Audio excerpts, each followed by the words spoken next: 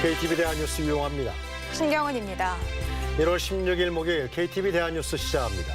먼저 오늘의 주요 뉴스입니다. 문재인 대통령이 과학기술정보통신부와 방송통신위원회의 새해 첫 업무 보고를 받았습니다. 문 대통령은 과학기술 발전의 중요성을 들며 확실한 변화를 이끌어달라고 강조했습니다. 지난달 발표된 주택시장 안정화 방안 가운데 전세 대출 관련 후속 조치가 나왔습니다. 다음 주부터 9억 원이 넘는 주택 소유자는 민간 전세 보증도 받을 수 없습니다. 정부가 이산가족 개별 관광 등 다양한 남북 협력 방안을 검토하고 있습니다. 북측의 태도를 지켜보며 관계부처와 협의해 나간다는 계획입니다. 문재인 대통령이 오늘 과학기술정보통신부와 방송통신위원회의 업무보고를 받는 것으로 새 부처별 업무보고 일정을 시작했습니다. 과학과 기술, 방송과 통신은 미래를 여는 성장 동력이라며 대한민국의 확실한 변화를 이끌어달라고 강조했습니다. 정유림 기자입니다. 문재인 대통령이 오늘 오전 과기정통부와 방송통신위원회로부터 새해 첫 부처 업무 보고를 받았습니다. 업무 보고는 대전 대덕연구단지 내 애트리 한국전자통신연구원에서 진행됐습니다. 세계 최초로 CDMA를 상용화하는 등 과학기술 개발에 산실 역할을 해온 곳입니다. 문 대통령은 5G, 인공지능 등 과학기술을 혁신과 성장의 돌파구로 삼겠다는 의지를 내비쳤습니다. 과학기술과 정보통신의 힘으로 미래 먹거리를 확보하고 혁신적 포용국가 실현을 앞당겨야 합니다. 과학기술 강국, 인공지능 1등 국가가 그 기둥입니다. 문 대통령은 대한민국의 미래가 과학기술과 디지털 미디어 강국, 인공지능 1등 국가에 있다면서 특히 인공지능 1등 국가의 열쇠는 결국 사람이라고 강조했습니다. 전문인재 양성과 핵심 기술 확보에 전력을 다하는 한편 국민 누구나 인공지능의 혜택을 고루 안전하게 누릴 수 있도록 교육과 함께 인공지능 윤리에도 특별한 관심이 필요합니다. 이어 인공지능 분야에서도 유니콘 기업이 발생할 수 있도록 정부가 주도적으로 지원하겠다고 덧붙였습니다.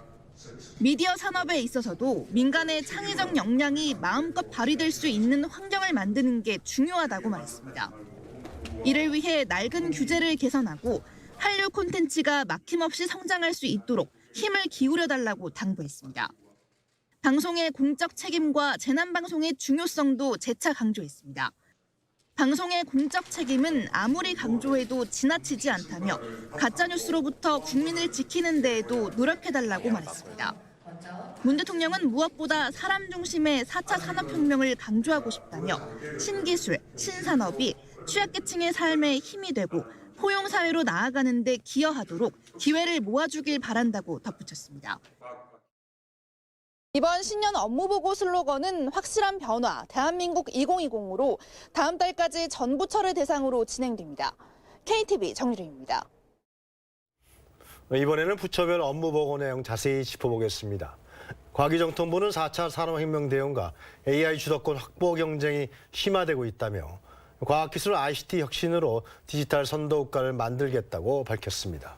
올해 추진할 주요 업무로는 데이터와 네트워크, 인공지능을 꼽았습니다. 김용민 기자입니다. 과학기술정보통신부가 새해 첫 업무 보고를 했습니다.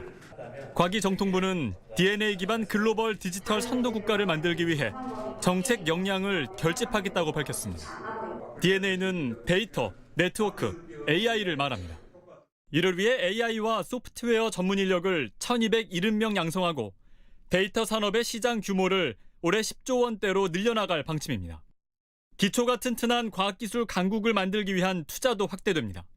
기초 연구에 지난해보다 3천억 원 늘어난 2조 원을 투자하고 오는 2022년까지 혁신인재 4만 명을 키우기로 했습니다.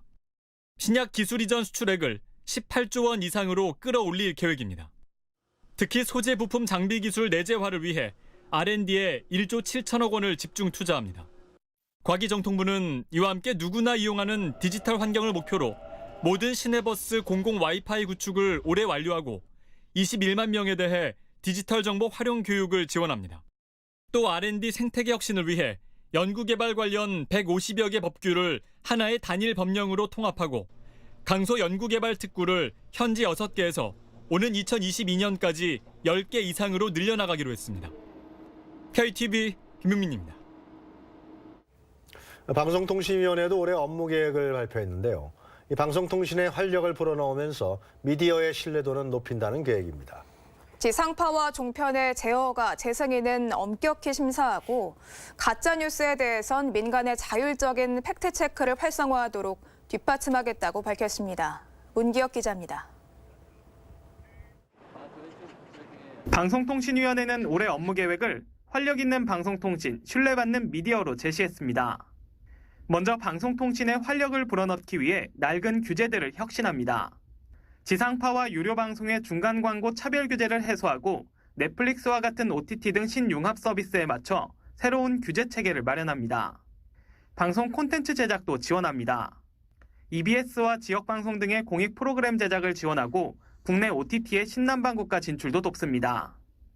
올해 차례대로 예정된 지상파와 종편 보도 채널에 대한 제어가 재승인은 법과 원칙에 따라 엄격하게 심사할 방침입니다. 심사에 국민 의견도 반영할 계획으로 방통위 홈페이지에서 의견을 접수하고 있습니다. 방송의 공적 책임을 강화해 방송에 대한 신뢰도를 높이겠습니다.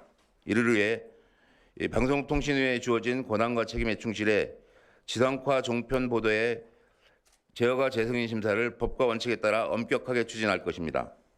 허위 조작 정보는 민간에서 자율적으로 팩트체크가 활성화되도록 뒷받침해 대응할 계획입니다. 특히 올해 안에 민간의 팩트체크 센터가 설립되도록 지원할 예정입니다.